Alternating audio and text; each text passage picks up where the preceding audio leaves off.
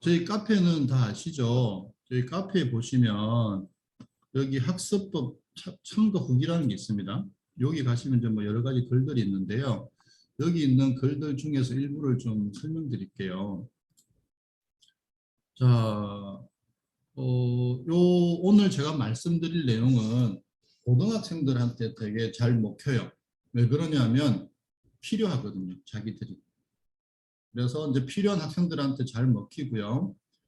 여기 보면은 뭐 내용은 다 좋습니다. 이 이제 고등학교에서 했던 특강이었는데 학생들이 뭐 어쨌든 자기들이 기존에 했던 여러 가지들에 대해서 얘기를 해줘요.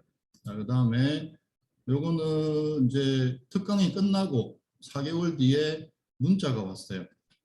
그래서 이 친구들이 뭐 어쨌든 성적이 많이 올랐다. 근데 보면은 과목이 별로 중요하지 않죠. 뭐 한국사든 국어든 영어든 그래서 성적이 오르죠.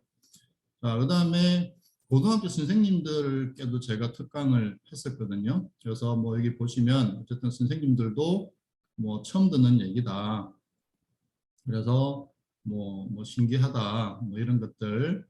자, 그다음에 이제 또 고등학교에 가서 했었는데 여기 보시면은 이제 학생들이 여기 앉아서 이제 왼쪽 오른쪽에 앉았던 학생들이 이렇게 얘기를 해요. 효과가 있더라. 신기하다. 뭐 이렇게. 그죠? 자, 그다음에 이 친구는 좀 웃긴 친구인데 50점이 올라서 89점이 됐대요. 그럼 그전에는 39점이었다는 얘기죠. 자, 그렇고요.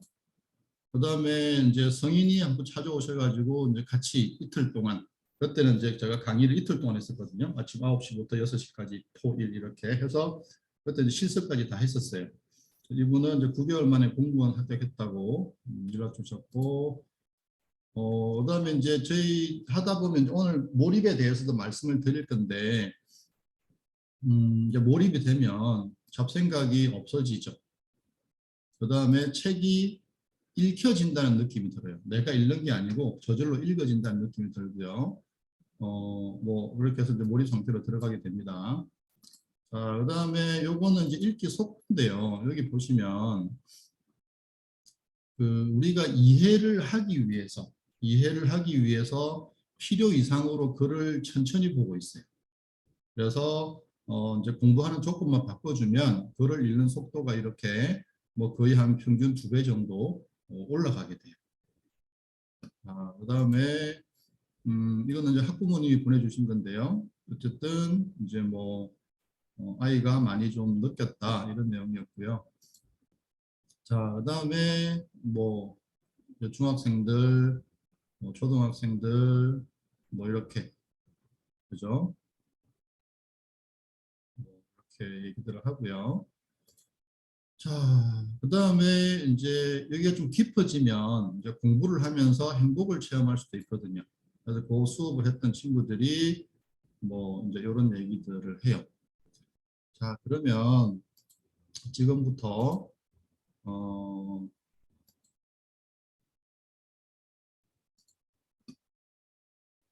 강의를 시작해 보겠습니다.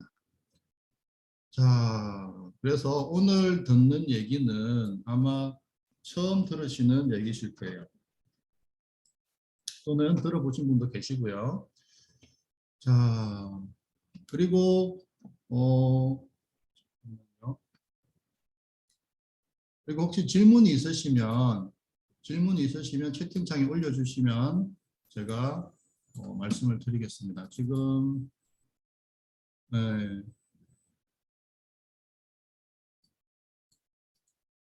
오케이, 네, 알겠습니다. 이상희님 저기 채팅 잘 봤습니다. 네, 오케이. 자, 그러면 자 이렇게 질문 올려주시면 제가 말씀을 드리고요. 어, 자, 이 제 소개를 드리는 이유는 뭐냐면 오늘 제가 드리는 얘기에 좀 신뢰를 좀 드리기 위해서 뭐 이렇게 택도 아닌 사람이 하는 게 아니다. 공부를 오래 했었고 그다음에 공부를 특히 힘들게 했었고 막 박사과정 때도 엄청 힘들었거든요. 뭔가를 이해하기 위해서.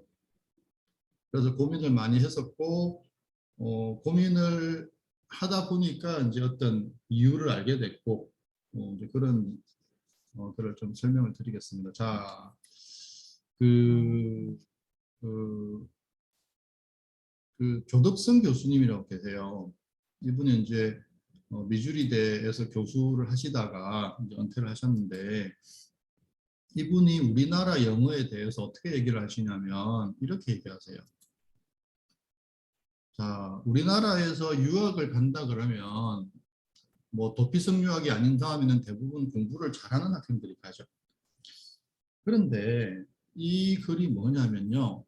우리나라에서 공부를 잘하는 아이들이 미국에 와서 영어 리딩이 안 돼서 절반 정도가 탈락한대요. 저는 이 얘기를 옛날부터 들었었거든요. 되게 웃기죠. 수능 영어도 만점 받고 뭐 내신도 1등급인 아이들이 미국 유학 가서 글을 못 읽어서 학교 졸업을 못하는, 이해가 안 되잖아요. 그죠? 제 동기 중에도 이런 친구가 있었어요. 나 미국 가서 죽을 뻔했다. 그래서 왜 그랬더니 읽을 게 너무 많아서, 그런데 이해가 안 돼서. 그러니까 막 미국 친구들은 하룻밤에 막 200페이지, 300페이지 읽어오는데 자기는 하룻밤 내내 읽어도 50페이지도 못 읽는 거예요. 자, 근데 여기서 뭐라고 하시냐면요. 이렇게 하시죠. 지식을 기반으로 하는 의식적 분석은 너무 느리기 때문에, 그죠? 그래서 월등히 빠른 무의식적 감각을 이용을 해야 된다. 그리고 이거는 연습을 통해서 이 경지에 이르를 수 있다. 그죠? 자, 그다음 중요한 얘기 나옵니다. 눈이 하는 일은 글을 읽는 데 있어서의 보조 역할일 뿐이다. 대부분의 리딩 작업은 두뇌 안에서, 그죠? 이루어진다. 자, 핵심을 정확하게 짚고 있습니다. 오늘 이 글이 이해가 되실 거예요. 자, 그러면 제가 한번 질문을 드려볼게요. 우리가 글을 읽으면요, 단어를 읽을까요? 문장을 읽을까요? 우리가 글을 읽는다고 하는 거는요, 단어를 보는 겁니다. 그죠? 만약에 한 문장이 10줄이다. 그럴 수 있잖아요. 그러면은 우리는 10줄을 한꺼번에 보지 않죠. 그냥 단어를 보죠. 그런데 신기한 건 뭔지 아세요? 그 문장의 내용을 안다는 거죠. 우리가 분명히 눈으로 본 거는 다른데 어떻게 그 10줄이나 되는 문장의 내용을 이해를 할까요? 그죠? 어디선가 그 단어들을 연결을 시킨 거죠. 그리고 그 단어들이 연결된 그 문장이 그 전체 문단에서, 그죠? 문단의 내용과 연결이 되죠. 아, 이게 그래서 스토리가 이렇게 되는 거구나. 그 다음에 처음부터 지금까지 읽은 내용을 요약하죠. 그리고 그 요약된 내용이 내가 알고 있는 기본적인 상식과 맞는지 비교해 보죠. 그죠? 그리고 앞으로 어떤 내용이 전개될 건지 추론하죠. 자, 그럼 잘 보세요. 이 전체 과정에서 내가 한 건 뭘까요? 내가 한 거는 단어를 본 것밖에 없어요. 단어를 본 것밖에 없는데 그런 일들이, 많은 일들이 벌어지는 거죠. 그죠? 자, 그래서 우리가 여기서 분명히 인식해야 되는 건 뭐냐면 나는 단어를 봤을 뿐인데 신기하게 그런 여러 가지 일들이 저절로 일어났다는 사실이죠. 이해되세요? 저절로 일어났어요. 그것이 일어난 것은 우리는 알죠. 우리의 뇌에서 일어난 거예요. 우리의 뇌에서 그런 일들이 벌어지고 그 결과를 우리한테 통보한 거예요. 그죠? 자, 요 메커니즘을 잘 이해하셔야 됩니다. 자, 그러면, 자, 그래서 이 교수님의 요지는 뭐냐면 우리나라 영어 교육이 잘못됐다는 거죠. 막 그렇게 중학교 때, 고등학교 때, 대학교 때 뭐 토플, 토익 해가지고 유학 갔는데 결국은 글을 못 읽어서 절반이나 되는 우수한 아이들이 탈락하고 괴로워하더라. 그렇죠? 근데 그 영어 교육은 지금도 안 바뀌었죠. 신기하게. 자, 그래서 이제 지금부터 본격적으로 들어갑니다. 자, 안다와 모른다에 대해서 살펴볼게요. 자, 제가 다음 페이지에 어떤 문제를 낼 거예요. 자, 이 문제의 답을 맞춰보세요. 자, 1 더하기 1은 2죠. 자, 이거를 생각을 하셨을까요? 아니면은 생각이 났을까요? 잘 한번 살펴보세요. 이라는 것을 내가 생각을 했나? 아니면 그냥 문제를 보는 순간 생각이 났나? 이걸 한번 살펴보세요. 그죠? 이게 굉장히 중요한 단서입니다. 우리는 이 단서를 놓쳤기 때문에 지금까지 이상한 방식으로 공부를 했던 거예요. 자, 그러면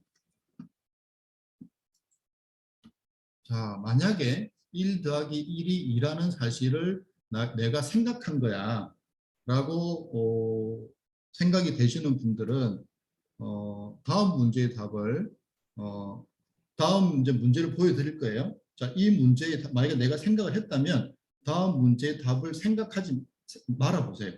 그죠? 생각을 했다면 다음 문제는 그 답을 생각 안 하는 거죠. 자, 보세요. 자, 1 더하기 2가 뭔지 모르시겠죠? 그죠? 자, 1 더하기 2의 답이 내가 생각 안 하려고 하면 모를 수가 있나요? 아니면 보는 순간 그냥 3이란 걸 알아버렸나요? 내 의지하고 아무 상관없이. 그죠? 내가 이 문제의 답을 생각 안 하려고 했지만 사실은 보는 순간 답을 알아버렸죠. 자, 이게 굉장히 중요한 단서입니다. 자, 그러면 문제에 대한 답 또는 우리가 수학 문제를 봤을 때 답은 아니지만 얘는 어떻게 풀면 돼 라고 하는 것이 우리가 생각을 하는 걸까요? 생각이 나는 걸까요? 그죠? 생각이 나는 겁니다. 생각하는 게 아니에요. 그런데 우리는 이거를 내가 생각한다라고 착각했어요. 이 착각이 엄청난 문제를 일으켜버린 거죠. 만약에 생각을 하는 거라면, 그죠? 생각을 하는 거라면 다음 문장을 읽고 무슨 뜻인지 생각을 하지 말아 보세요. 자, 보세요. 자, 이 문장을 보고 무슨 뜻인지 모르는 상태를 유지할 수 있나요? 아니면 보는 순간 알아버렸나요? 그죠? 자, 나는 사과를 먹었다라는 그 문장을 보는 순간 내 의지하고 아무 상관없이 무슨 말인지 알아버렸어요. 자, 이것이 엄청나게 중요합니다. 그리고 이것이 우리의 공부 방향을 완전히 바꿔놓을 수 있어요. 자, 1 더하기 1 더하기 2, 나는 사과를 먹었다. 보는 순간 끝나버렸죠. 뭘 또 할 게 없죠. 내가 이 문제들에 대해서 또는 이 문장에 대해서 모르는 상태를 유지할 수 있나요? 아니죠. 보는 순간 끝나버린 거예요. 자, 그러면 이제 다음 문제를 이제 생각을 하셔도 됩니다. 생각을 해서 풀어보세요. 자, 이거 풀어보세요. 17년도 수능 수학에 나온 문제입니다. 수학을 잘하시는 분이 아니라면 그죠? 이걸 보는 순간 뭐 어쩌라고 그런 생각이 드시죠. 자, 그럼 여기서 중요한 단서가 있어요. 단서가 뭐냐면 이거예요. 자, 우리가 무언가를 보는 순간 또는 무언가를 듣는 순간 나의 의지와 상관없이 안다, 모른다는 사실을 저절로 알게 된다는 거죠. 그죠? 자, 보세요. 우리가 이 문제를 풀 수는 없지만 나 이거 못 풀어. 나 이거 몰라. 라는 거는 금방 알게 되죠. 그죠? 그래서 그러면 그 안다, 모른다를 누가 결정할까요? 자, 보는 순간 이거 나 못 풀었는데? 라는 생각이 드시죠. 그 생각을 누가 결론 내렸냐 이거죠. 그죠? 자, 그래서 이제 뇌과학을 좀 살펴볼게요. 지금 뇌과학이 엄청나게 발달했어요. 그래서 우리의 상식을 뛰어넘는 얘기들을 많이 하고 있어요. 자, 그러면 공부를 할 때 생각이 나는 거라면 무언가를 보고 생각이 저절로 나는 거라면 이해는 하는 것일까 되는 것일까를 따져봐야 돼요. 그죠? 내가 생각을 하는 거라면 이해는 하는 걸 거고요. 생각이 나는 거라면 이해도 되는 거겠죠. 그죠? 만약에 내가 이해를 하는 거라면 최선을 다해서 노력을 해서 애를 쓰고 힘들지만 이해를 해야 되는 거고요. 이해가 되는 거라면 우리가 이해를 하기 위해서 하는 노력, 애씀 이런 거는 좀 이상해지는 거죠. 이해가 되는 건데 내가 이해를 하려고 노력한다? 약간 그 우물에 가서 숭늉 찾는 그런 격이죠. 근데 우리가 지금 공부를 그렇게 하고 있어요. 자, 제가 지금부터 동영상을 보여드릴 건데요. 이게 무슨 얘기냐면 과학자들이 1984년도에 그 리벳 박사라고 하는 그 이제 뇌신경 과학자가 어떤 실험을 해요. 실험을 해보니까 우리가 생각이 일어나기 전에 우리가 생각하기 전에 항상 뇌에서 어떤 신호가 잡히더라는 거죠.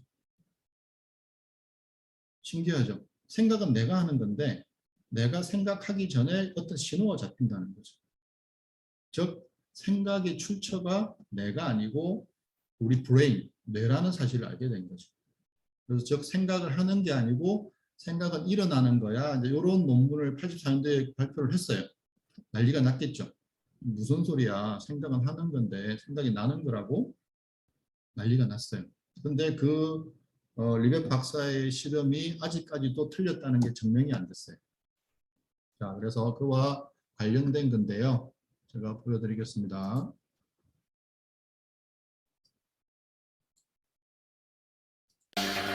Das Interessante ist, dass wir immer in der 혹시 소리가 들리시나요? 네. Vergangenheit leben. Alles, was wir bewusst wahrnehmen, ist schon mindestens eine Drittelsekunde alt. Und das hat natürlich ganz praktische Folgen, zum Beispiel bei Reaktionen im Straßenverkehr. Interessanterweise erleben wir die Drittelsekunde nicht. Wir erleben nicht die Arbeit des Unbewussten, sondern wir denken, wir erleben das sofort.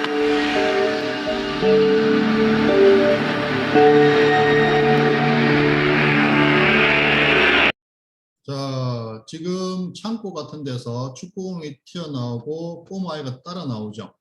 이제 여기에 차가 주차되어 있고 이 앞쪽은 도로예요. 즉, 이 꼬마는 몇 초 뒤에 굉장히 위험해질 수 있는 상황이에요. 자, 그때 이 여성의 뇌에서 어떤 일이 벌어지는지에 대한 뇌과학 다큐멘터리입니다. 자, 보세요.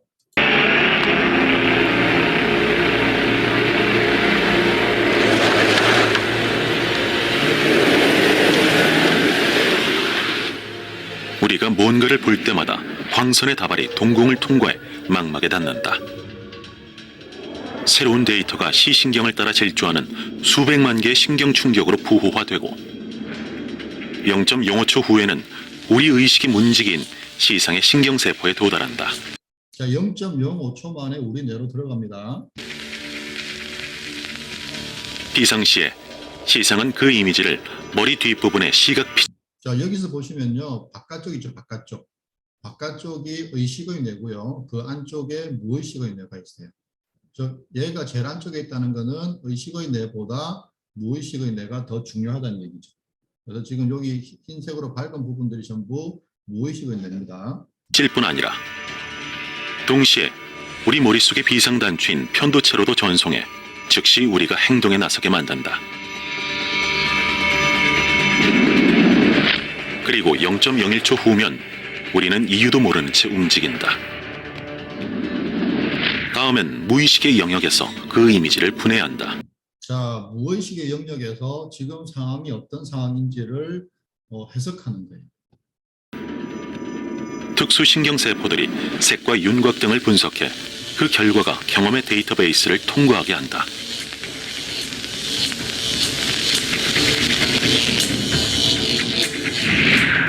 머리 뒷부분의 시각 피질부터 이마 옆까지다.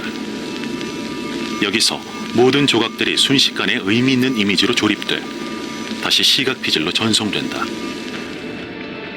이 순간부터 우리는 의식적으로 이미지를 볼 수 있다. 공을 쫓아 도로로 뛰어드는 아이. 0.3초 만에 평가를 거쳐 투영되는 이미지다. 자, 우리가 무언가를 보면 생각이 일어나는 데까지 0.3초가 걸린대요. 그래서 우리는 언제나 그래서 마사는 때맞춰 아이를 붙잡을 수 있는 것이다. 자, 이 연구 결과가 발표되고 나서 이제 쉽게 말하면 난리가 났어요. 과학자들이 말도 안 돼. 그런데 37년이 지난 지금도 그 연구가 틀렸다는 게 입증이 안 되고 있어요. 자, 그래서 우리가 무언가를 보거나 들으면요, 그 정보가 우리 무의식내로 들어가서 거기서 결론이 나요. 자, 그래서 방금 1 플러스 1, 1 플러스 2, 그것에 대해서 답이 2다, 3이다를 우리가 알게 된 거예요. 내가 푼 게 아니고. 자, 그래서 이렇게 됩니다. 무언가가 감각이 되면 이제 망막이나 고막에 닿겠죠. 그리고 그게 무의식 내로 들어가서 결론이 나고, 그리고 그 결론이 그냥 의식의 내로 전달되는 거예요. 그리고 우리는 생각을 통해서 알게 되는 거죠. 자, 그렇다고 한다면 그거를 봤을 때 그것과 관련된 생각이 일어난다면 1 더하기 1을 봤을 때 2라는 생각이 난다면 이해라고 하는 것은 하는 것일까 되는 것일까? 이제 이 문제가 되게 중요하게 돼요. 자, 보세요. 우리가 이해를 하는 거라면 내가 내 의지에 따라서 이해한다, 이해 안 한다를 결정할 수 있다면 나는 어떤 걸 보고 듣고 이해를 안 할 수도 있어야 돼요. 그죠? 자, 이제 다음 문장을 보고 이해를 하지 말아 보세요. 자, 이해를 안 하실 수 있으시죠? 가능하신가요? 안 되시죠? 그냥 끝나버렸죠. 보는 순간. 그죠? 자, 우리가 이해를 하는 거면 최선을 다해야 되는 거고요. 이해가 되는 거면 이해가 잘 되게 만들어줘야죠. 그죠? 오케이.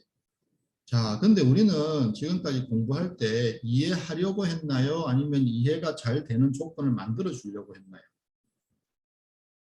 나는 괜찮아요. 내가 고생한 건 괜찮아요. 그죠? 근데 자녀들한테 어떻게 하셨나요? 이해하라 그랬죠. 그 이해되세요? 아이들한테 이해하라고 강요하셨죠. 그리고 아이들은 힘들어했죠. 그게 이해가 되는 걸 자꾸 하라고 하니까 서로 힘든 거죠. 부모도 힘들고 아이도 힘들고. 자, 근데요, 재밌는 게 있습니다.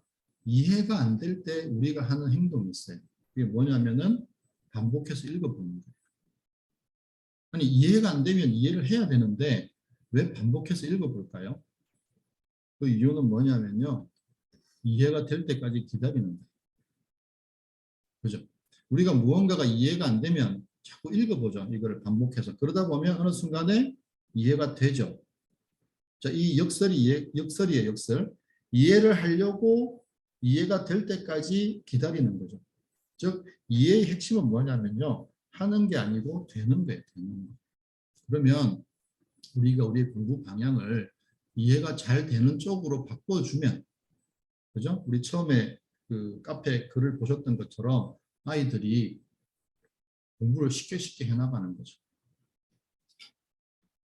자, 그래서 우리의 공부 효율이 낮았던 이유는 뭐냐면요, 이해를 하려고 했기 때문에 그래요.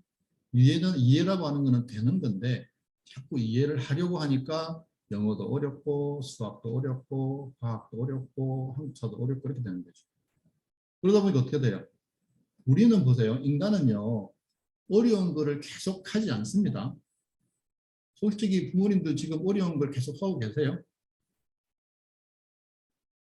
근데 아이들한테 자꾸 어려움이라는 상태에 집어넣어 놓고, 야, 너는 여기서 잘 견뎌야 돼. 너는 견딜 수 있어. 이렇게 좀 하고 있는 거죠. 부모님은 안 그렇게 하면서. 너는 어렵지만 이 어려움 속에 들어가서 잘 버텨. 그죠?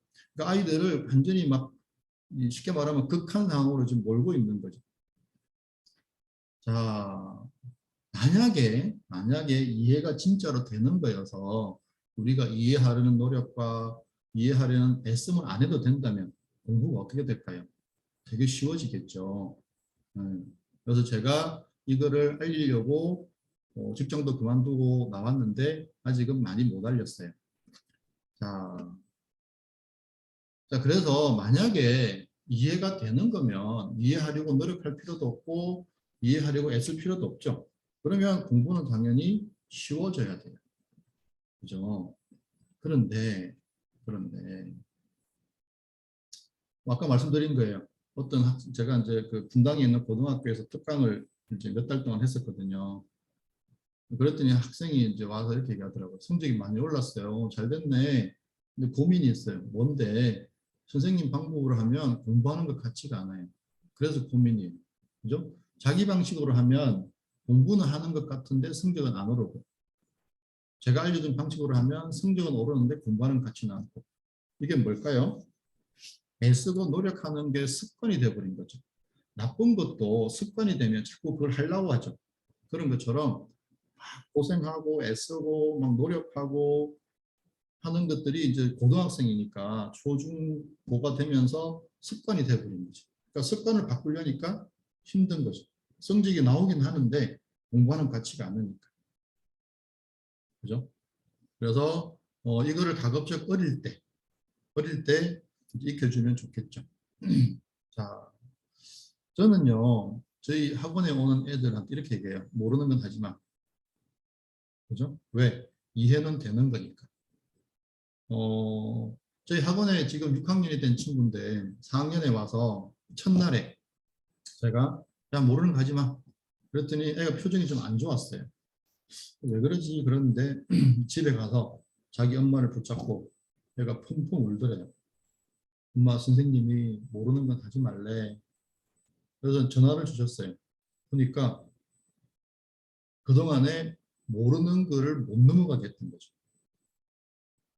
그러니까 그래서 제가 막 한 30분 동안 설명을 했어요. 이게 왜 중요하고 어떻게 해야 되고 이제 말씀을 드렸는데 사실은요. 우리가 모르는 거를 하게 되는 이유는 뭐냐면 이것 때문에 그래요. 한 10%에서 20% 모르는 거는요. 이렇게 하면 돼요.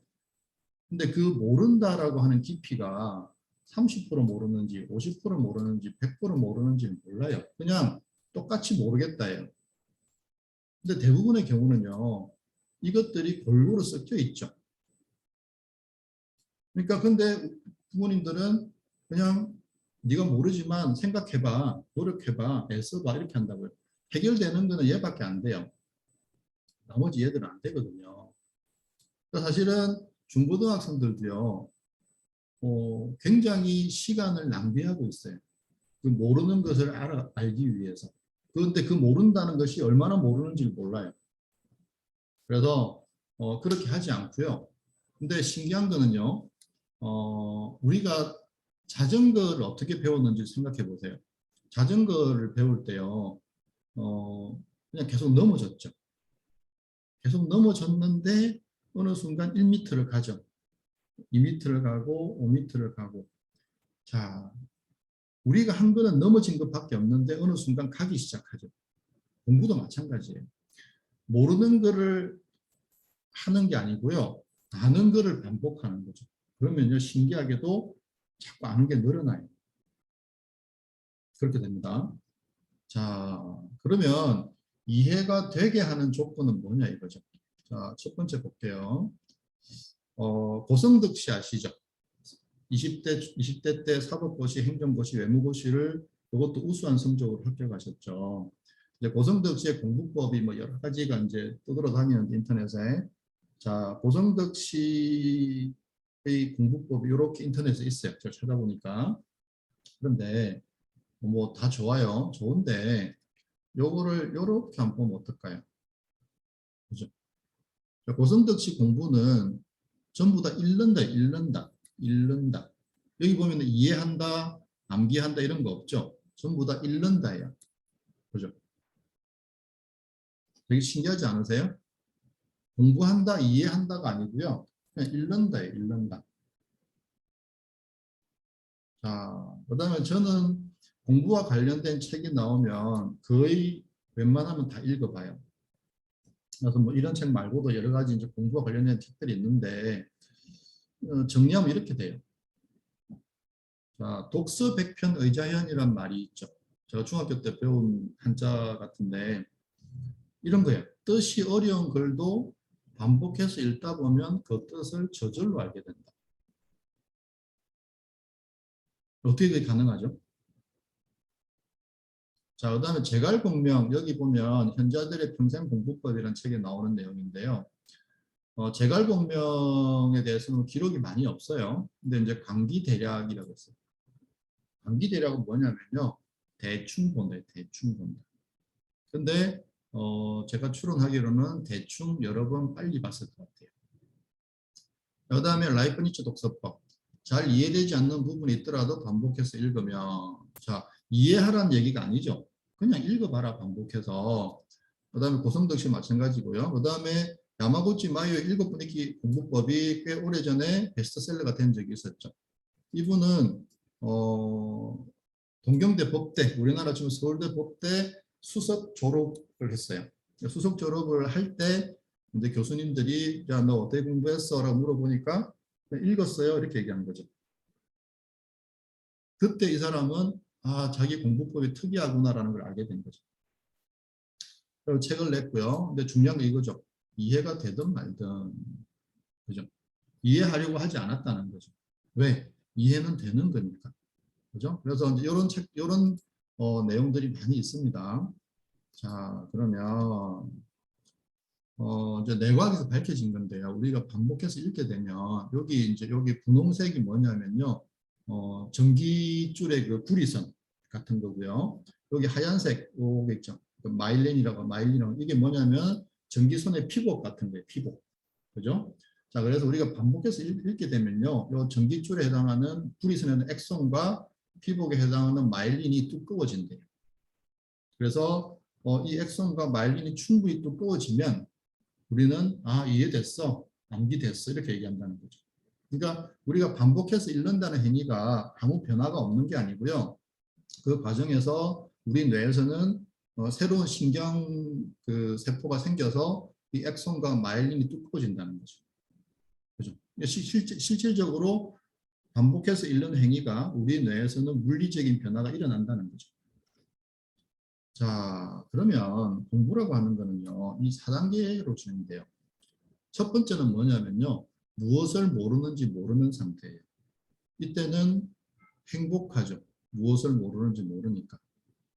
그런데 들어가 보면요, 막상 공부를 시작해 보면 뭘 알게 되는 게 아니고요, 무엇을 모르는지를 알게 돼요. 그죠? 이때는 되게 힘들어요. 그러니까 무엇을 모르는지 모르는 상태에서 무엇을 모르는지 아는 상태까지는, 왜냐하면 아는 게 하나도 안 늘어나기 때문에 시간은 지나가고 아는 건 하나도 안 늘고, 그러니까 이때는 애들이 막 되게 이렇게 좌절을 많이 해요. 사실은 이 시간이 제일 중요한 시간이거든요. 근데 이 시간을 부모님들도 못 참아해요. 너 이것도 몰라? 너 공부했잖아. 뭐 이렇게 나가거든요. 사실은 아이가 무엇을 모르는지 모르는 상태에서 무엇을 모르는지 아는 상태로 가는 시간을 충분히 주셔야 돼요. 근데 이거는 아이도 못 기다리고 부모님도 못 기다려요. 그러면 안다고 착각하는 상태로의 도약이 일어나지 않아요. 자, 그래서 이제 무엇을 모르는지 알게 되면 타겟이 분명하죠. 이때부터는 이 지식이 빠르게 늘어나요. 그 다음에 이때는 재밌어요. 근데 이때가 뭐냐면요, 보면 다 알아요. 그죠?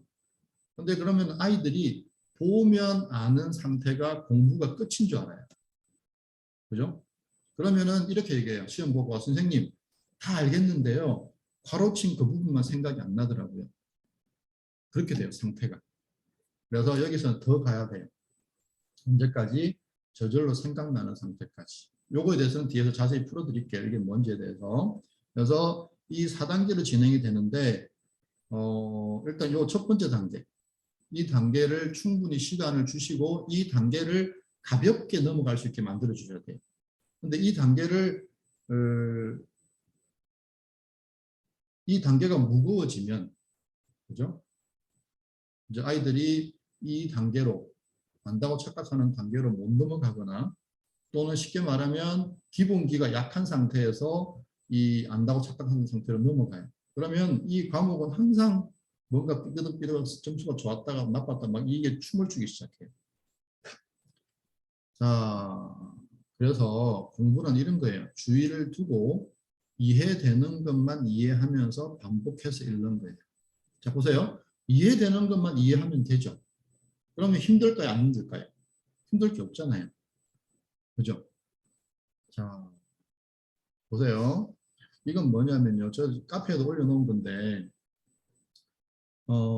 지금 고등학교 2학년이 된 친구네요. 이 친구가, 이제 뭐, 저한테 이제 영어인가 수학인가를 하면서 갑자기 저한테 선생님 저 시험 있어서 그런데 과학 공부 좀 해도 돼요? 그러더라고요. 그래 해. 근데 문제지를 탁 꺼내는 거예요. 제가 이제 그 아이 스타일을 알잖아요. 공부 안 했을 것뿐이 아는데. 그래서 너 문제집 왜 풀어? 그랬더니 시험 공부해야죠. 그래서 너 교과서는 읽었니? 그랬더니 안 읽었대요. 그래서 그거 문제집 풀지 말고 교과서 꺼내봐. 교과서를 다행히 갖고 있더라고요. 그래서 교과서를 한번 시험 범위를 그냥 읽어봐 그랬어요. 그냥 이해되든지 이해 안 되든지 한번 쭉 읽어봐 그랬어요. 그랬더니 이 친구가 1회 11분 15%가 이해됐대요. 15%가 이해됐으면 수업을 들은 걸까요? 안 들은 걸까요? 수업을 들어서도 다 까먹은 거죠. 그래서 그래 그러면 이해되는 것만 이해하고 이해 안 되는 거는 그냥 읽고 넘겨.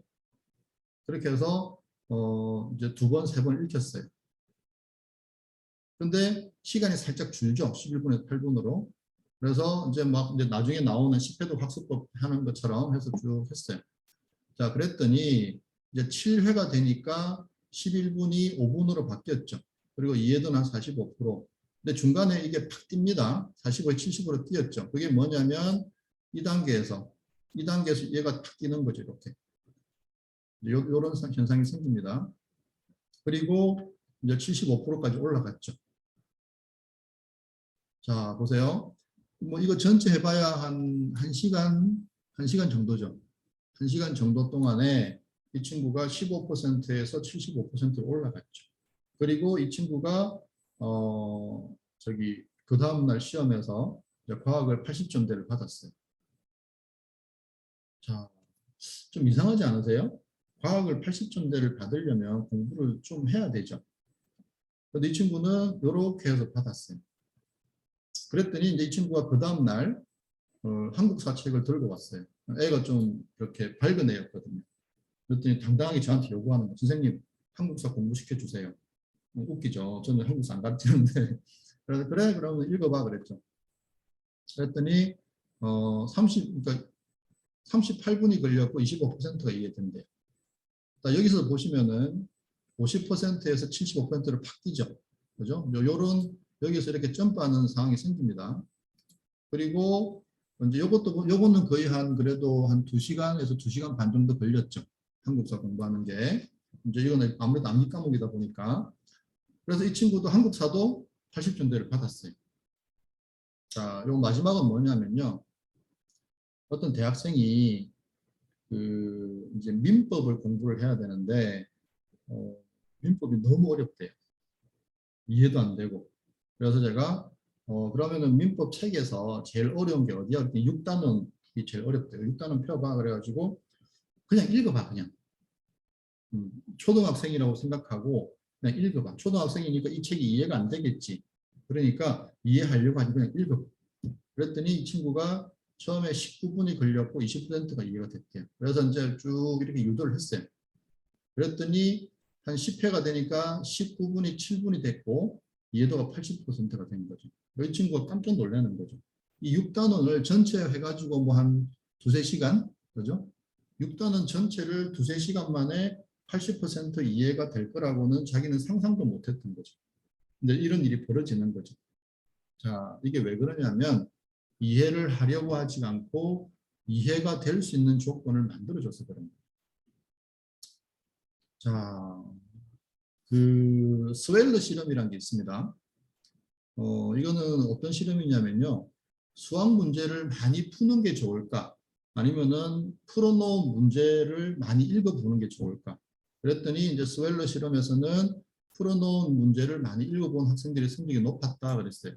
그랬더니 중국은 공산주의잖아요.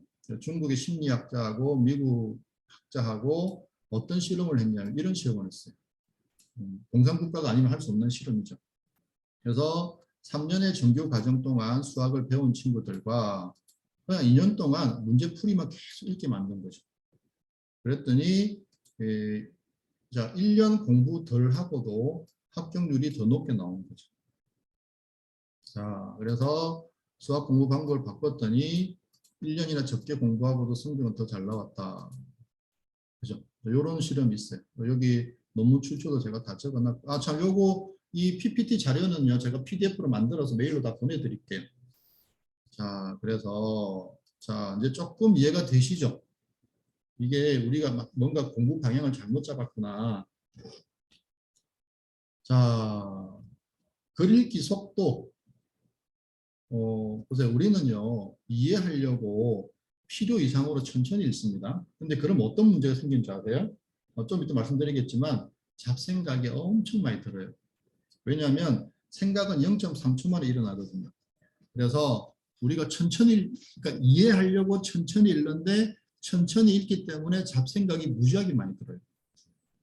자, 이 친구는 제가 그때 이번 특강 때 왔던 친구인데 책을 읽는 속도가 30% 정도의 낭비가 있더라고요.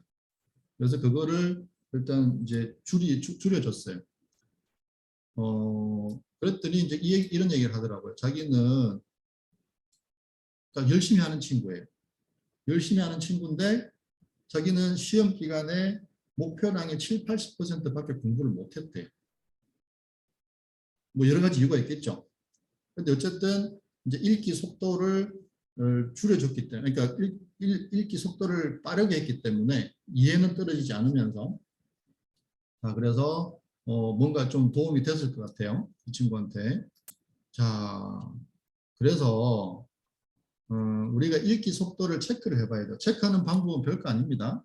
자, 아이들한테요, 평상시 속도를 읽어보라 그래요. 그러면 이제 그걸 100%로 잡으면 10%만 더 빨리 읽어보라고 해요. 뭐 10%의 기준은 없죠. 그냥 자기 감각으로. 그 다음에 또 10%, 또 10%. 이렇게 하면 110, 120, 130, 140, 150 정도 되겠죠. 이렇게 해서 이제 물어보는 거예요.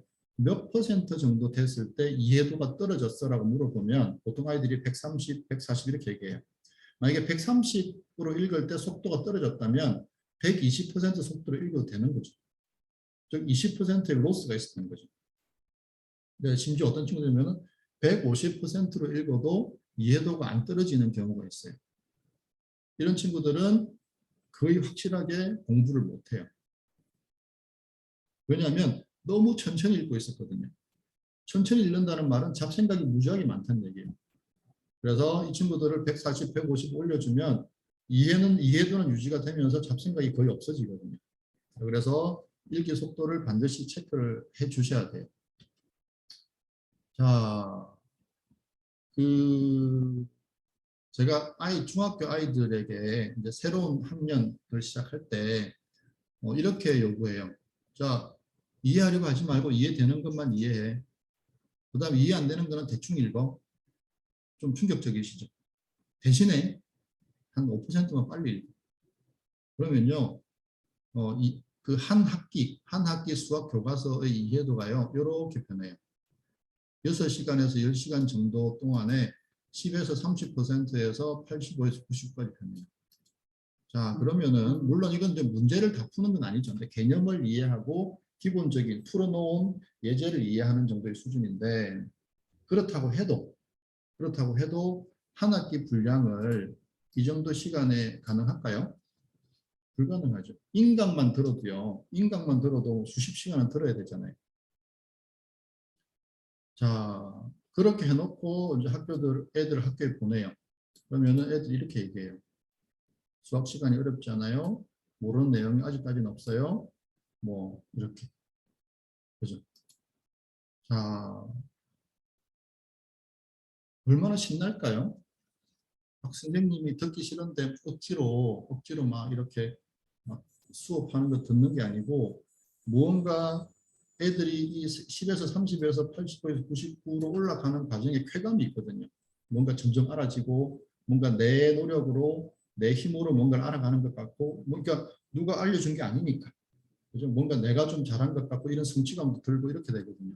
물론 이제 요 6시간, 10시간을 버틸 수 있는 거는 이제 분위기를 잘 만들어줘야 돼요. 자, 두 번째. 자, 그래서 첫 번째는 뭐냐면요. 읽는 거예요. 읽는 거. 그죠? 이해하려고 하지 않으면서 조금 빠르게 읽는 게 핵심이고요. 자, 두 번째. 자, 그렇다면 일단 공부라고 하는 게 이해되는 것만 이해하면서 읽으면 되는데 그러면 힘들 게 없잖아요. 이해 안 되는 거는 대충 보고는 안 봐도 되니까. 그런데 이거 자체를 힘들어하는 아이들이 있어요. 그러니까 이거를 쉽게 넘어가는 아이들이 있는가 하면 이거 자체를 어려워하는 아이들이 있어요. 그게 왜 그러냐면 하나의 대상에 지속적으로 주의를 두지 못하는 거죠. 자, 보세요. 주의력이라고 하는 거는요. 필요한 대상에 필요한 만큼 주의를 두는 거죠. 그런데 우리가 주의를 두는 대상이요. 6가지가 있습니다. 시각, 청각, 미각, 두각, 촉각, 그리고 생각. 이 6가지 감각이 있어요. 생각이라고 하는 거는 이제 앞에 일어난 생각이 되고요. 그 생각을 따라서 이제 그 다음 생각이 꼬리에 꼬리를 물잖아요. 자, 그런데 보세요. 아이들에 따라서 요즘 아이들은 주로 시각과 청각의 주의를 많이 두려고 그러죠. 게임, 그죠? 게임은 뭐예요? 시각과 청각의 감각을 요구하는 거죠. 근데 공부라고 하는 거는요, 이 생각이라는 감각하고 친해져야 돼요. 근데 이제 우리는 그냥 야 공부해, 들어가서 공부해. 근데 우리 아이는 준비가 안 돼 있는 거죠. 보세요. 시각과 청각, 애가 잘 놀다가도 공부하라 그러면 시무룩해지죠. 그게 뭐냐면 자기가 좋아하는 감각이 아니어서 그런 거죠. 그러니까 시각과 청각 감각은 굉장히 좋아하는데 이 생각이라는 감각하고는 별로 친하지가 않는 거죠. 생각이라는 감각하고 친한 아이들이 누구죠? 책을 많이 읽은 아이들. 책을 읽으면 이 생각을 통해서 알게 되잖아요. 그죠? 그래서 생각이라는 감각과 친하게 만드는 게 중요한데 요즘 아이들은요 부모님 세대보다 책을 더 안 읽습니다. 그래서 그 문해력이 부모님보다 낮아요. 근데 부모님들은 아이들을 볼 때 나 정도의 문해력은 되겠지, 내가 초등학교 중학교 때 되겠지, 그거는 진짜 빨리 착각을 잡으셔야 돼요. 훨씬 낮아요 요즘 아이들이. 그러니까 몸은 더 좋아지고 피부도 더 좋은데 글을 읽고 이해하는 능력은 훨씬 떨어지는 것을 받아들이셔야 돼요. 아니면 애를 괴롭히게 돼요. 이것도 이해 못해 이렇게 돼요. 자, 어쨌든 자, 그래서 우리 아이가 이 6가지 감각 중에서 과연 생각이라고 하는 이 감각과 친한가를 보셔야 돼요. 그죠? 게임도 잘하고 운동도 잘하고 다 좋은데 이 생각이라는 감각하고는 좀 거리가 있을 수 있어요. 그래서 이 생각이라는 감각과 친하지 않은 친구들은 이게 잘 안 돼요. 이게. 네. 자, 그래서 생각이라는 감각을 훈련을 좀 시켜주셔야 돼요. 자, 그런데 조금 이제 얘기를 돌아서 갈게요. 자, 메타인지라고 하는 거는요. 메타인지가 뭐냐면 학자들이 공부에서 제일 중요하다고 하는 요소죠. 자, 메타인지 정의가 뭐냐면요. 내가 무엇을 알고 무엇을 모르는지를 아는 능력이라 그래요.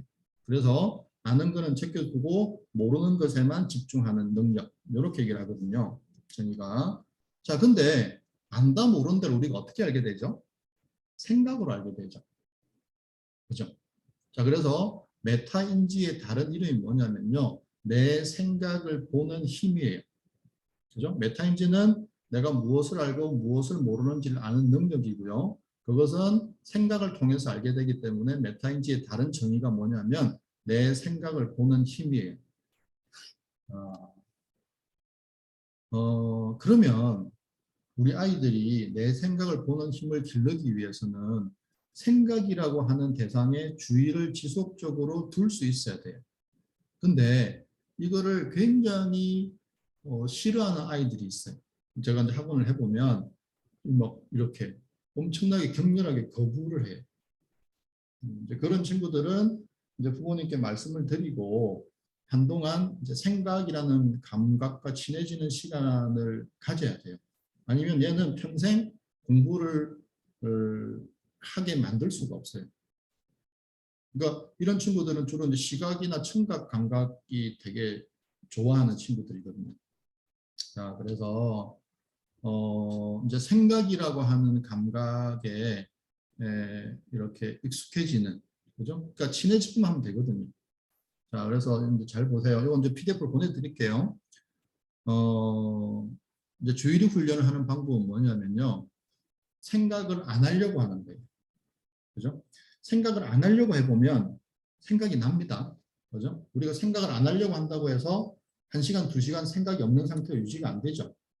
그죠? 해보면 사실은 생각을 안 하려고 해보면 10초도 안 가서 무슨 생각이 나요. 자, 그러면 그 생각들을 적는 거예요. 종이에다. 내가 생각을 안 하려고 했는데 갑자기 뭐 친구 생각이 나고 갑자기 게임 생각이 나고 이렇게. 그럼 그거를 종이에 적는 거죠. 하루에 5분도 괜찮고 10분도 괜찮고 많이 하면 많이 할수록 좋아요. 그래서 이걸 해보면 이걸 하면 이제 어떤 일이 벌어지냐면요. 첫 번째 생각을 봐야 적을 거 아니에요. 그죠? 무슨 생각이 나는지를 알아야 적을 거 아니에요. 그래서 이게 뭐냐면 결국은 메타인지 훈련이 돼요. 나한테 어떤 생각이 나는가. 그래서 메타인지 훈련이 되고요. 그다음 얘를 5분이나 10분 동안 지속하려면 이제 생각이라고 하는 대상에 주의를 계속 둬야 되죠. 그죠? 그렇게 해서 이것이 체화될 때까지. 그러면 뭐 책을 많이 읽은 친구들처럼은 되지 않겠지만, 그죠? 그래도 책을 어느 정도 읽은 친구들의 수준까지, 즉 생각이라는 감각과 그 친해질 수 있는 굉장히 빨리 갈 수 있어요. 그러니까 제가 해보면 빠른 친구들은 2주, 좀 오래 걸리는 친구들은 한 달 정도, 4주 정도 매일 어머니하고 그 아이하고 5분이나 10분씩 앉아서 생각을 안 하려고 했을 때 떠오르는 생각들을 그냥 계속 종이에 적는 거죠. 그러면 그러니까 반복을 통해서 생각을 보는 훈련과 그다음 생각이라는 감각에 주의를 두는 훈련이 돼요. 그러면은 시각과 청각 쪽에 많이 이렇게 관심이 많던 친구들도 이제 생각이라는 감각하고 이렇게 친하게 돼요. 그래서 이 부분이 사실은 공부에 있어서 제일 중요한 부분이에요. 이 부분이 안 되면 아무리 좋은 선생님, 좋은 학원, 뭐 좋은 책, 좋은 인강 다 소용없어요.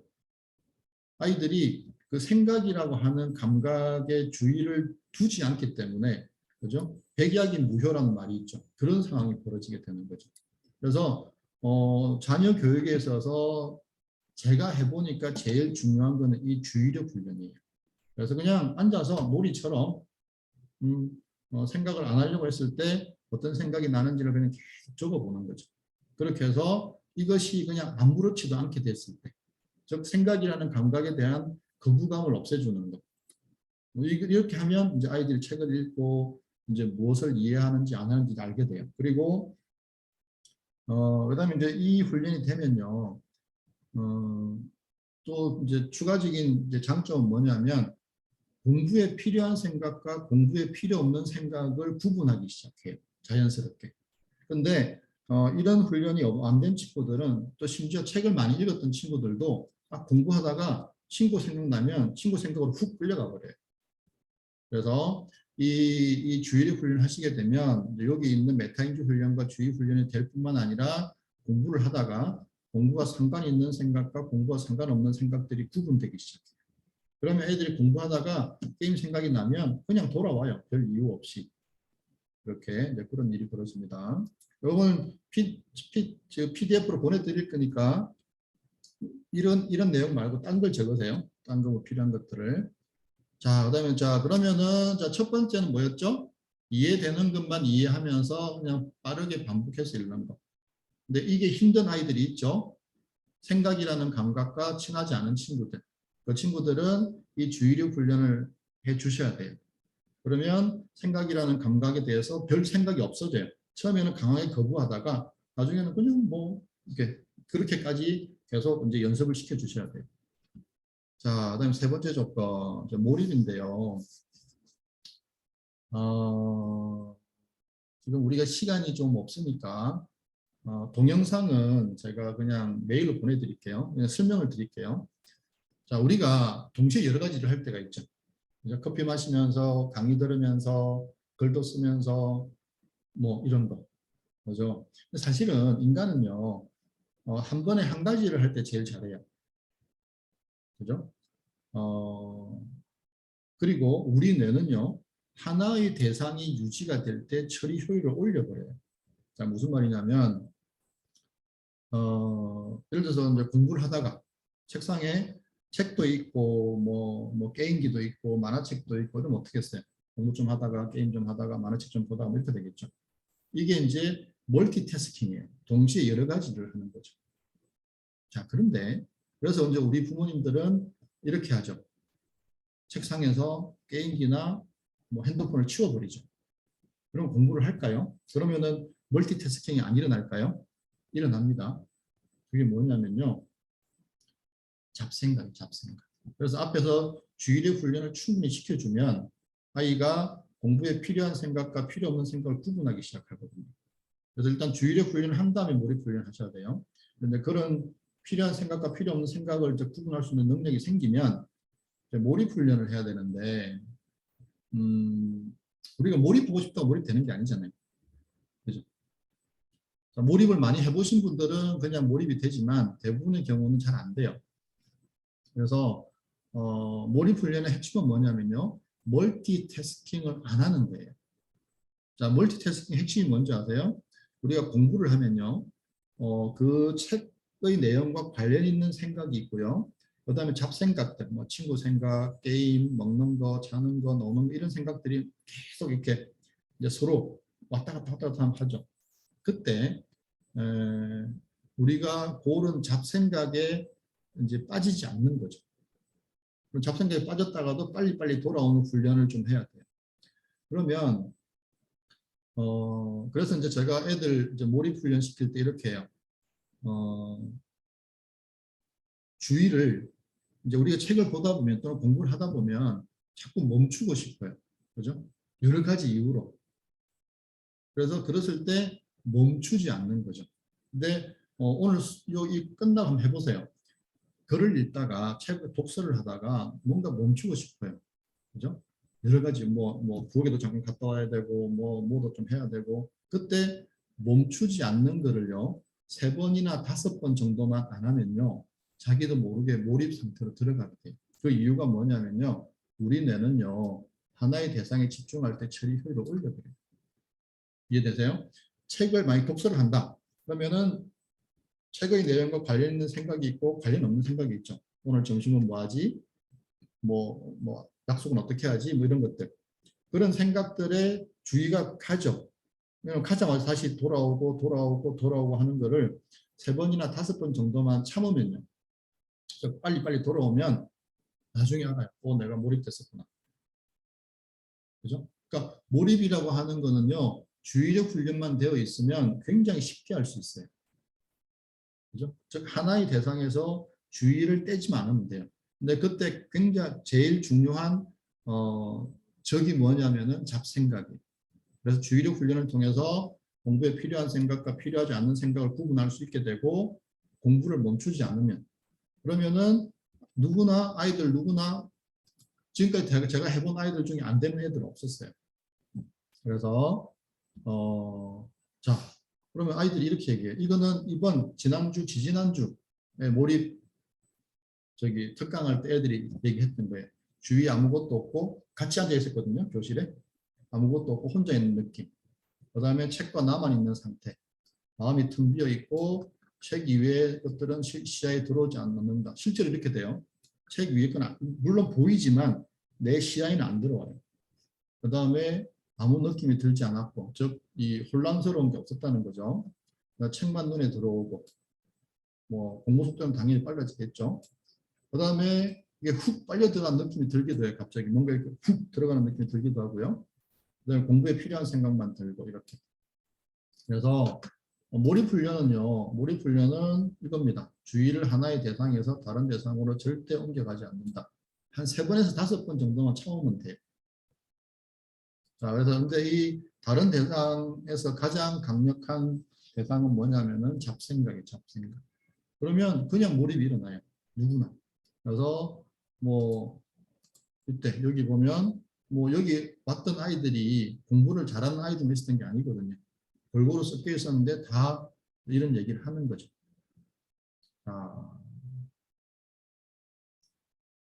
자, 그럼 보세요. 이제 네 번째로 넘어갈 텐데, 자, 첫 번째는 이해되는 것만 이해하면서 약간 빠르게 읽는 거고요. 두 번째는 주의력 훈련하는 거, 세 번째는 몰입 훈련하는 거. 이렇게.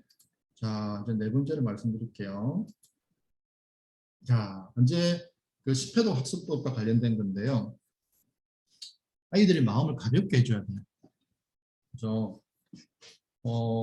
하지만 뇌는 최대한 가동되게. 그래서 공부하는 듯 안 하는 듯 10회도 이렇게. 저희 큰아이 얘기를 잠깐 드리면 저희 큰아이가 4학년 때인가 이제 학교에서 시험을 봐왔는데 4과목을 봐왔는데 2과목은 평균 이하, 2과목은 평균 이상, 뭐 90점이 아니라 평균 이상을 받아왔어요. 그랬더니 이제 와이프가 화를 되게 많이 내더라고요. 오빠가 책임진다 그랬는데 이게 뭐냐고. 그래서 그래서 막 이제 뭔가를 하려고 해서 제가 하지 말라고 했거든요. 내가 알아서 할게. 그리고 이제 기다렸죠. 다음 시험 칠 때까지. 이제 시험을 친다 그래서 제가 그러면 시험 범위 이거 한 번만 읽어볼까 그랬어요. 그랬더니 들어가더니 5분도 안 돼서 나와요. 다 읽었대요. 그래. 그리고 또 그 다음날 한 번만 더 읽어볼까? 그랬더니 또 이제 한 번씩 읽고 나와요. 그렇게 해서 한 5번인가 읽고 시험을 봤어요. 근데 성적이 지난번보다 올랐거든요. 그러니까 애가 이제 좀 이상한 거죠, 뭔가가. 그래서 또 기다렸죠. 그렇게 해서 이제 또 그 다음 시험이 됐어요. 그래서 한번 읽어볼까 그랬더니 이제 그냥 들어가서 읽는 거죠. 그렇게 했는데 성적이 또 올랐어요. 그렇게 해서 이제 그 다음부터는 자기 스스로 가서 읽기 시작하는 거죠. 그렇게 하는데 2년 걸렸어요. 2년 동안. 천천히 갔던 거죠. 천천히. 그러면서 뭔가를 이해하려고 하지 않고 이제 그런 것이 이제 몸에 배이게 만들려고 그렇게까지 했었고요. 그러니까 결국은 이제 이게 중요해요. 마음을 가볍게 해주는 것. 그 다음에 뇌는 최대한 가동되게. 자, 그래서 오늘 하시는 게 사실은 이제 10회도 학습법 때문에 오셨을 텐데 이거는 사실은 중요하지 않아요. 그 전 단계가 중요해요. 이해되는 것만 이해하면서 읽고 주의력 훈련하고 몰입 훈련하고. 자, 그럼 보세요. 이제 제가 썼던 방법은 이거예요. 이제 요거는 약간 테크닉이죠. 제가 지난주 토요일이죠. 지난주 토요일이죠. 지난주 토요일 날 아이들에게 이제 10회도 학습법을 했고 아이들이 이제 얘기를 했죠. 잠깐만요. 네. 자, 그래서 이제 제가 요 특강 공부할 때 했던 이제 그런 글들을 애들이 했던 이유가 뭐냐 이런 거예요. 제가 자, 시험 범위에서 모르는 단어의 밑줄 그어 이렇게. 그러면 아이들이 글을 세세하게 읽지 않죠. 그냥 빠르게 쭉 보면서 모르는 단어만 체크해요. 그 다음에 그러는 동안에 우리 뇌는요 정보를 다 받아들여요. 그러니까 아이들은 밑줄 그러니까 모르는 단어를 찾는데 우리 뇌는 그 시험 범위 전체를 쭉 받아들이고 있는 상태인 거죠. 그 다음에 모르는 단어를 찾아서 교과서에 어딘가에 적어놔. 그러면은 그 과정에서 또 한 번 더 보게 돼요. 자, 그 다음에 제가 이렇게 얘기해요. 자, 중요한 단어. 자, 이해할 필요 없고 암기할 필요 없어. 그냥 이해가 되든 안 되든 중요한 단어는 뭔지 알 수 있지. 그러면 중요한 단어라고 생각되는 데다가 밑줄 그어. 그러면 애들 그어요. 그 다음에 혹시 중요한 단어 중에 빠뜨린 단어가 있을 수 있지. 그럼 그것만 찾아서 밑줄 그어. 자, 이 과정에서 아이들은 이해하겠다는 의도가 전혀 없어요. 그죠? 자, 그 다음에 마지막으로 혹시 빠뜨린 단어가 있는지 찾아서 한번 밑줄을 그어봐. 잠깐만요. 죄송합니다. 그래서 이게 숫자가. 네. 자, 이 과정에서 아이들은 벌써 자, 5번을 읽은 거죠. 그리고 이때마다 이제 이해도를 체크하기 시작하면 아까 그 보여드렸던 것처럼 시간은 줄어들고 이해도가 점점 올라가기 시작해요. 자, 그 다음에 이제 5번까지 하고 나면요. 중요한 거는 다 추려졌죠. 그죠? 그 다음에 이제 밑줄 친 단어 중에서 진짜 중자는 다 보는 게 아니고요. 밑줄 친 단어 위주로 보는 거죠. 그 중에서 진짜 중요한 단어에 이제 다른 표시를 해봐. 마찬가지로 그거를 2번 더 해요. 이렇게. 자, 그러면 사실은 이 정도 되면요. 거의 한 70~80% 이해가 돼요. 웬만하면. 그 다음에 다시 이제 정독을 해보는 거죠. 처음부터 끝까지. 자, 이렇게 해도요. 이렇게 해도 한 80%, 90%가 되는데 이제 그 20%가 이해가 안 되는 게 있어요. 그 이해가 안 되는 이유는 뭐냐면 아이가 기존에 갖고 있던 정보하고 이 교과서의 책에 있는 정보하고 링크가 안 걸리는 거죠. 쉽게 말하면 기본 지식이 부족해서 링크가 안 걸리는 내용들이 있어요. 이거는 많이 읽는다고 해서 링크가 걸리지 않아요. 그래서 그런 것들은 이런 식으로 정리를 해요. 이제 이거는 시험 대비입니다. 그렇게 해서 이제 노트에 이제 앞에는 이렇게 적는 거죠. 1번 한국의 수도는 서울이다. 이렇게. 그 다음에 한국의 괄호는 서울이다. 그 다음에 뒷페이지에다가는 이렇게 적는 거죠. 서울, 잠깐만요. 이렇게 할게요. 수도. 자, 그러면 요거를 쭉 적으라 그래요. 노트 앞면에다가는 괄호가 있는 문장으로. 그 다음에 뒷면에는 그냥 단어만. 그렇게 해서 이제 80~90%에서 아직 내 거가 안 된 것들을 정리를 해요. 그 다음에 첫 번째, 자, 요거, 여기 괄호에 들어가는 단어가 생각날 때까지 종이 앞뒤를 빠르게 왔다 갔다 하면서 계속 보면서 괄호 안에 들어가는 이제 단어가 생각나게 만들어요. 이제 마지막으로 이 단어만 보고,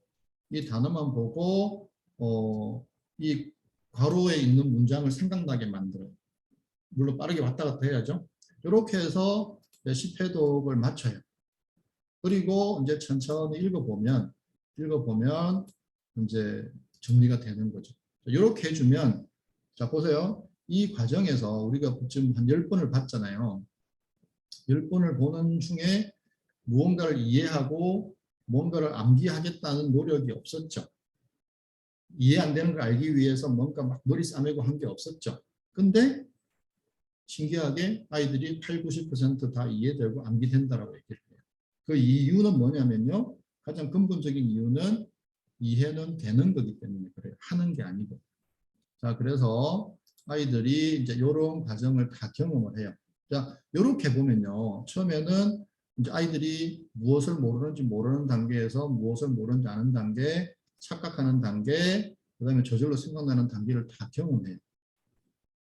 이걸 경험하고 나면 사실 제일 힘든 2단계, 그죠? 무엇을 모르는지 모르는 단계에서 무엇을 모르는지 아는 단계를 아이들이 편안한 마음으로 지나가요. 내 안에서 지금 정리가 되고 있구나. 이걸 아는 게 되게 중요하거든요. 그렇게 해서 이렇게 되는데, 자, 제가 동영상을 한 2개 정도를 보여드릴게요. 자, 보세요.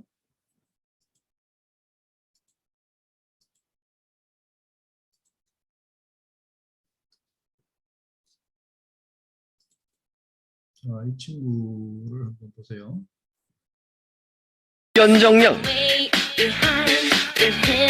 저는 열심히 공부해도 오르지 않는 성적이 늘 고민이었어요. 최상위권으로 도약하는 게 하늘이 별 따기보다 더 어렵더라고요. 하지만 저는 저에게 꼭 맞는 학습법을 찾게 됐고 그 결과 전교 1등이라는 꿈을 이룰 수 있었어요. 저를 전교 1등으로 만들어준 10회독 학습법 궁금하지 않으세요?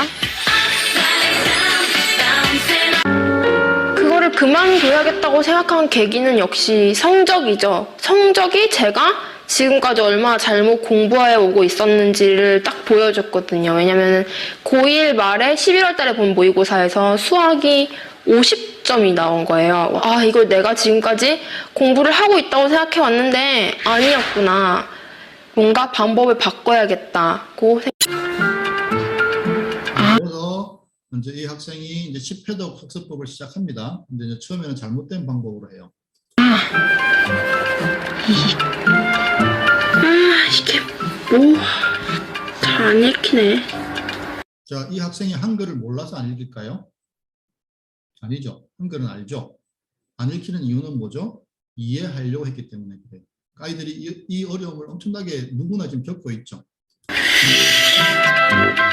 아무것도 없는 상태에서 교과서만 놓고 책을 읽기 시작하려니까 이게 말이 안 되는 거예요. 아이들이 여기서 많이 무너집니다. 첫 문장 읽고 그 다음 문장으로 넘어가기도 힘들고 왜 그래서 어떻게 되었다 이러면은 왜 이게 그래서 이거지? 라고 의문이 한 페이지에도 수십 개씩 생기는 거예요. 자, 이때를 그냥 이해되는 것만 이해하면서 빠르게 넘어갔으면 이 학생은 아마 더 빨리 갔을 거예요. 처음 10회독을 시작을 했을 때 첫 1회독은 대략 12일 정도가 걸렸어요.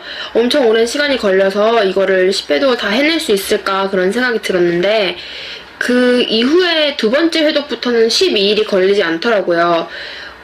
거의 5일 정도? 굉장히 자, 이렇게 차이가 났던 이유는 처음에 이해하려고 시도했기 때문에 시간이 너무 오래 걸린 거예요. 시간이 단축되는 거를 제가 느낄 수가 있었어요. 그래서 세 번째 회독을 할 때는 약 3일 정도 만에 전 과목 회독을 마쳤거든요. 그렇게 회를 거듭해 갈수록 효율이 늘어가고 시간도 자, 효율이 늘어난다는 말은 뭘까요? 이해되는 게 는다는 얘기죠. 줄어드는 거를 경험을 하면서 아 이거 10회독도 할 수 있겠구나 그런 생각이 들었어요. 이전까지의 시험에서는 참고서 요약 정리를 외우는데 급급해 전체 흐름은 늘 놓쳤었다는 연정양. 하지만 5회독을 하면서부터 변화가 나타나기 시작했다. 교과서의 내용뿐만 아니라 시대별 흐름까지도 파악할 수 있게 되었다. 5회독 정도까지 하면 자, 보세요. 이 학생은 읽은 것밖에 없습니다. 그런데 5회독 정도 하니까 뭔가가 연결되기 시작하는 거죠. 책의 내용들이 앞뒤로 연결되고 막 이렇게 연결이 일어나는 것을 느낀 거죠. 자, 이 연결을 누가 시켰을까요? 무의식 내가 한 거예요. 이 내용이 머릿속에서 한 덩어리로 붙어서 재구성되는 거를 알 수가 있어요. 열심히 노력했다. 7회독을 자, 이제 7회독을 하게 되면요. 교과서에 이렇게 글로 써 있지는 않은데 이제 그 뒤 글의 이면이 보이기 시작해요. 글의 이면이 보여서 이제 이렇게 연결되는구나. 이제 그게 보이기 시작하는 거죠. 했을 때 얻을 수 있는 효과 중에 하나가 전혀 교과서에는 명시적으로 서술되어 있지 않은 것 중에서 연결고리를 파악할 수 있는 거거든요. 이거는 이 학생이 한 걸까요? 저절로 떠오른 걸까요? 저절로 떠오른 겁니다. 하고 이런 거를 발견하게 되면 이게 혹시 문제에 나올 수 있지 않을까? 그런 생각을 하게 되고 실제로 문제 그대로 출제된 경우도 많고요. 드디어 7회독. 이쯤이면 시험 범위의 모든 내용을 줄줄 외울 정도로 완벽히 이해가 됐다. 하지만 전 과목 10회독은 결코 쉬운 일이 아니었다. 아무리 열심히 공부해도 오르지 않던 성적. 그러나 이번엔 달랐다. 10회독을 성공을 하지 못하고 7회독까지만 했는데도 전교 2등이라는 결과가 나온 거잖아요. 그래서 저는 그때 어떤 생각이 들었냐면 고승덕 씨가 굳이 천재였기 때문에 저런 결과가 나온 게 아니구나. 7회독법 자체가 정말 효과가 있는 방법이구나. 그런 것도 느꼈고 그거 말고 또한 나도 정말 하면 되는구나. 내가 지금까지 올바른 공부법을 못 찾아서 그렇지 찾기만 하면 되는구나. 그런 생각을 했어요. 10회독은 7회독이랑도 좀 약간 달라요. 이제 8번, 9번, 10번까지 읽게 되면은 진짜 교과서의 구석탱이에 있는 아주 사소한 디테일, 어떤 연도라던가 어떤 숫자라던가 이런 이게 중요한 거는 저절로 외워진다는 거죠. 것까지 저절로 외워지게 되는 거예요. 그래서 이제 눈을 감으면 눈앞에 교과서가 떠오르는데 왼쪽 하단에 어떤 그림이 있었고 오른쪽 상단에 어떤 그래프가 있었는데 그 페이지 안에 어떤 내용이 있었다. 그래서 그거를 거의 시험 시간에 머릿속에서 펼쳐서 볼 수 있을 정도로. 자, 그 과정에서 이 학생이 한 거는 뭘까요? 읽은 것밖에 없죠.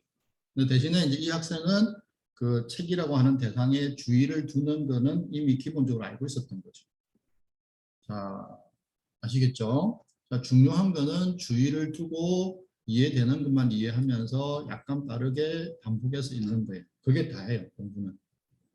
물론 주의력 훈련과 몰입 훈련을 하면 훨씬 효과적이겠죠. 그러니까 생각이라는 감각과 친하지 않은 친구들은 주의력 훈련을 통해서 생각이라는 감각에 익숙해지도록 만들어 주셔야 돼요.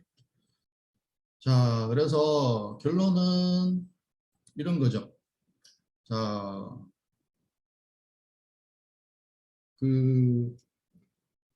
이해되는 것만 이해하면서 조금 빠르게 읽는 거고요. 그 다음에 주의력 훈련, 저절로 떠오르는 생각을 계속 적어서 생각이라는 감각과 익숙해지게 만들어 주셔야 되고요. 몰입 훈련, 주의를 하나의 대상에서 다른 대상으로 절대 옮기지 않는 거. 그러니까 자꾸 옮기고 싶어요. 공부를 멈추고 싶고 잡생각에 빠지고 싶고 그럴 때 그걸 한 3번에서 5번만 참으면 자기도 모르게 몰입되어 있다는 사실을 나중에 알게 돼요. 그 다음 10회독의 방법은 뭐냐면요. 마음은 가볍게 하지만 우리 뇌는 풀로 가동되게. 자, 그래서 뭐 예를 들어서 이제 수학 같은 경우도 마찬가지예요. 수학 같은 경우도 저는 이렇게 얘기해요. 생각나는 대로 풀어라. 왜? 생각은 하는 것이고 이해는 되는 것이기 때문에. 그래서 생각나는 대로 풀 때 절대 주의를 수학 이외의 다른 대상에 두지 말라. 그죠? 결국은 보세요. 지금 고등학교 수학의 분량이 그 과거 이제 고교 학점대가 되면서 3분의 1 정도가 빠졌어요. 그러니까 표면적으로 보면 줄어든 게 없어요. 그런데 실제로 그 내용이 많이 빠져버렸거든요. 그러면 고등학교 수학에서 공부해야 될 양이 3분의 1이 줄어들었기 때문에 시험 범위가 줄면 어떻게 돼요? 시험이 어려워지죠. 그래서 결국은 우리가 수학을 하는 이유는 고등학교 수학을 잘하기 위해서잖아요. 그러면 고등학교 수학을 잘하기 위해서는 사실은 제일 중요한 거는 개념이죠. 애들이 개념은 잘 안 하고 문제만 뒤집다 풀거든요. 근데 그렇게 하는데 이상하게 점수는 안 나와요. 자, 그래서 그거를 정확하게 볼 수 있는, 그죠? 개념을 잡는 방법에는 누가 설명해 주는 것보다 자기 스스로 체득하면서 그 수식의 이면에 있는 것들이 저절로 체득되게 하는 게 제일 중요하고요. 그 다음에 생각나는 대로 푸는 거죠. 그죠? 단 잡생각에만 빠지지 않으면 돼요. 그러면요, 생각나는 대로 푼다는 말은 내 무의식이 하는 얘기를 듣는다는 거거든요. 그럼 이때 아까 우리 보셨죠? 우리 뇌에서 엑손이나 마일린이 엄청나게 강하게 돼요. 그렇게 되면 이제 쉽게 말하면 수학 실력이 느는 거죠. 그 다음에 생각나는 대로라고 할 때 그러면 우리가 이제 어려운 문제를 만나면 아이들이 이렇게 돼요. 어려워, 못하겠어, 하기 싫어. 이건 뭐죠? 잡생각에 빠진 거죠. 근데 어려운 문제를 만났을 때 내가 그거를 풀려고 하면 힘들지만 어려운 문제를 만났을 때 내 안에서 어떤 생각이 일어나는지를 이렇게 보는 거죠. 그러면은 이거 이렇게 해볼까? 저렇게 해볼까? 이렇게 하면 어떨까? 이런 시도들이 계속 일어나게 돼요. 그죠? 어려워서 물러서는 게 아니고 어려운데 이 어려운 문제를 나의 무의식의 내는 어떻게 접근할까? 마치 남의 일 보는 것처럼 그렇게 이렇게 보고 있으면 근데 실제로 우리는 수학을 그렇게 하고 있거든요. 내가 하는 게 아니에요. 이렇게 생각날 때까지 그냥 계속 보는 거잖아요. 그런 것처럼 내 안에서 일어난 생각들을 이렇게 보는 거죠. 잡생각이 안 빠지고 그 과정에서 수학 실력이 굉장히 빠르게 좋아지기 시작하는 거죠. 자, 그래서 이제 뭐 이거는 수학에 응용을 할 수 있고요. 그래서 이제 제가 그때 초등학생들 데리고 해봤어요. 그러니까 중학생은 되는데 초등학생이 될까 했더니 뭐 애들이 이런 얘기를 하더라고요. 네, 자기들도 느끼는 거죠. 자, 그다음에 영어. 영어는 보세요. 요거 아까 조덕선 교수님 칼럼 생각나시죠? 참 안타까운 게 저도 어쨌든 우리는 지금 해석하는 걸 가르치잖아요. 뭐 이거는 이렇게 해석하고 이건 저렇게 해석하고. 그러니까 쉽게 말하면 부모님이 영어 배울 때하고 지금 영어 배울 때하고가 뭔가가 되게 화려한 것 같은데 핵심은 하나도 안 변했다는 거죠.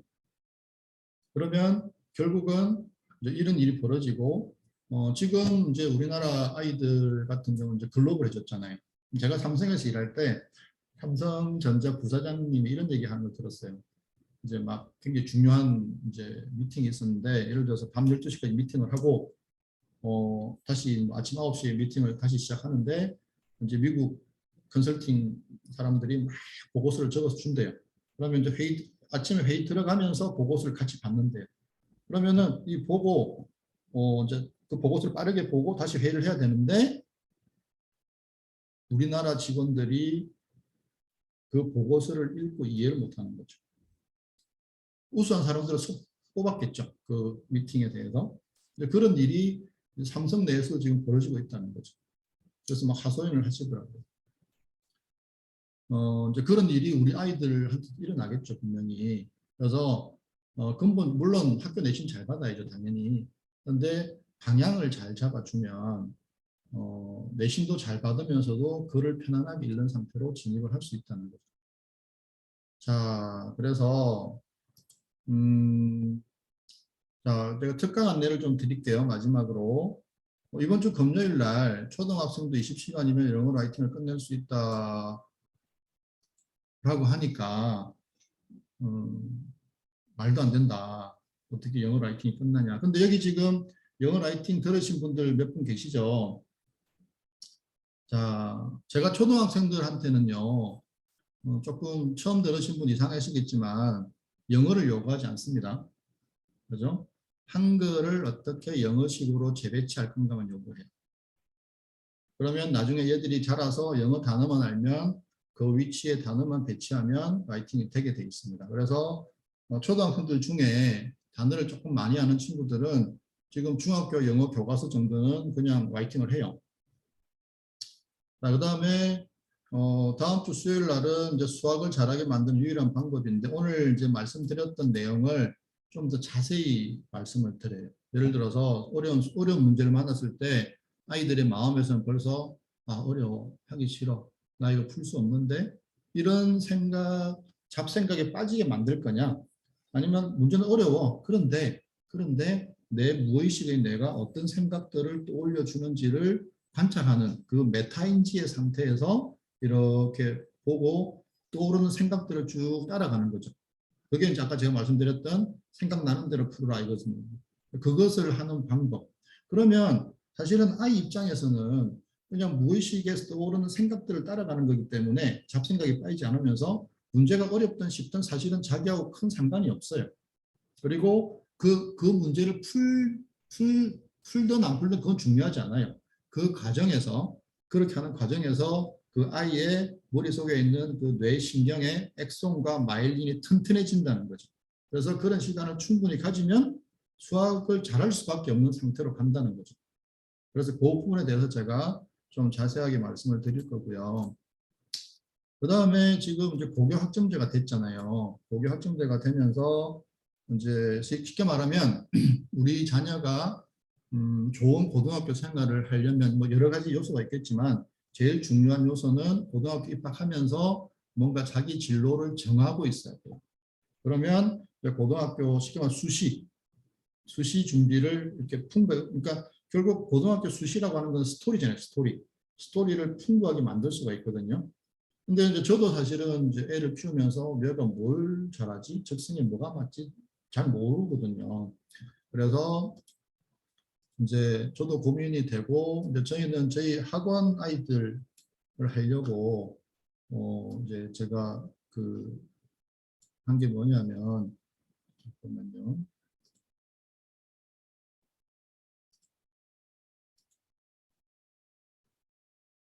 이거예요, 이거. 투모라이즈 진로 컨설팅이라는 데가 있어요. 이게 이제 국내에서 제일 많이 이제 하는, 그러니까 학교에서 하는 거 말고 진짜 좀 약간 전문적으로 하는 거고요. 그래서 이제 이런 데서는 학원들에는 조금 싸게 공급을 해줘요, 비용 자체를. 그래서 여기 보시면은 이제 개인이 하면은 11만 원이에요. 근데 여기 두 개 해야 되거든요. KCT하고 CCI. 그럼 두 개 하면 22만 원이잖아요. 그러니까 비용에서 이제 저희는 좀 싸게 공급을 받아요.